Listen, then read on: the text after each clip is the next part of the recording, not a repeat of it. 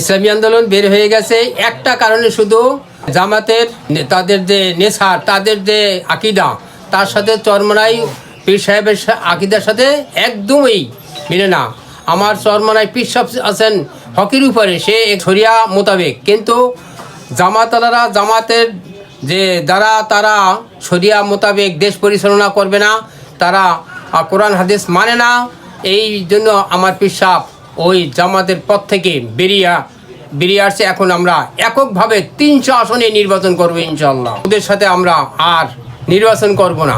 এখন চরমনাই পীর সাহেবকে আগে যতটুকু ভালোবাসতাম, এখন বাসবো তার চেয়ে কোটি কোটি গুণ বেশি, কারণ উনিই আছে হকের উপরে। আর তিনি হকের উপরে থাকা কারণেই আজকে তার মূল্যায়ন সারা বাংলার আনাচে কানাচে পৌঁছেই যাবে ইনশাল্লাহ। পুরোদমে সেই ধরনের প্রচারণা চলতেছে, আর তারাই বিজয়ী হবে ইনশাল্লাহ। ভিডিওটা সবার কাছে আমার বিশেষভাবে অনুরোধ থাকবো, এই ভিডিওটা সবার সাথে শেয়ার করবেন এবং সারা বাংলাদেশে ছড়াই দিবেন, এই আমার প্রত্যাশা রইল ইনশাল্লাহ।